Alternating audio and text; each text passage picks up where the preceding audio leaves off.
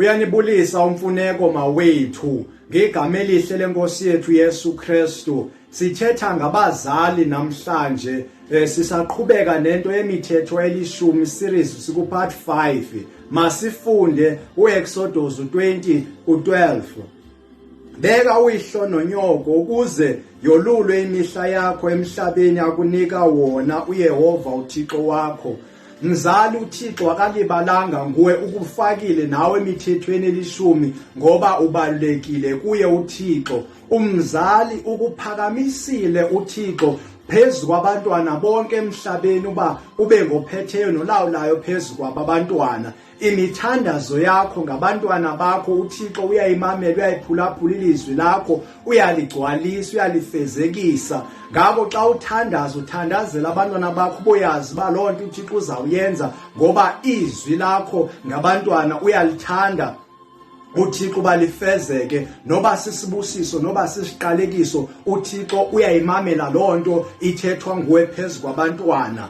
Ndithi kuwe mntwana, ukuhlakanipha kokuqala kukumoyika uYehova, ukuhlakanipha kwesibini kukuba umhloniphe uyihlo nonyoko ukuze imihla yakho yandiswe emhlabeni. Kukuhlakanipha oko lonto uThixo kasosibhanqa ngoba uThixo uyayazi imeko yabazali bakho xa wayebanika wena, ngoba kaloku wafika emhlabeni ungakwazi uzenzela nto, kungenanto ukwazi uyenza, ungakwazi nothetha. Wafika wabasebezandleni zabazali, abazali bakunakekela. Zininzi izinto abazincama abazali ngenxa yakho ukuze ube nechance yokuphila, ube nobomi obubhetele. Kungenxa yezinto ezenziwe ngabazali bakho, izinto abazincama. Kunendawo akumele baye kuzo azange bakwazi ukuya ngenxa yoba babe zinikele ekuthini bancede wena, baseve wena, benze zonke imfuno zakho ungumntana.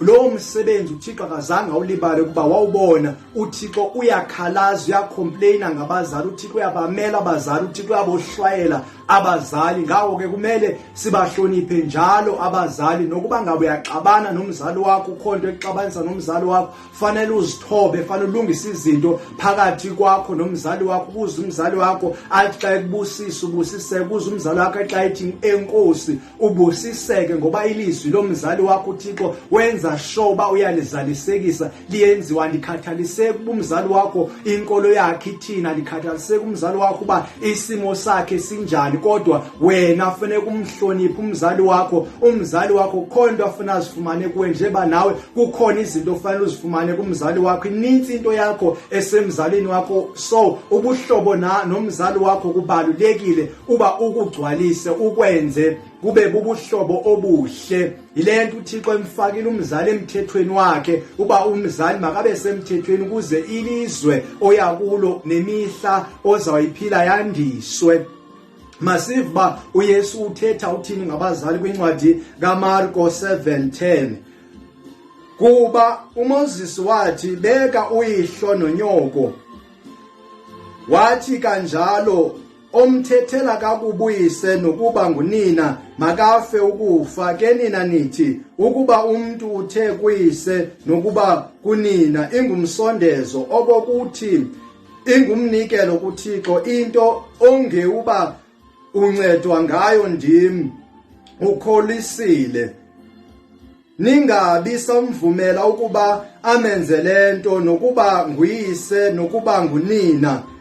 Niliphanga igunya ilizwi likaThixo ngesithethe senu enasinikayo, naye nizenza izinto ezininzi ezinjengezo.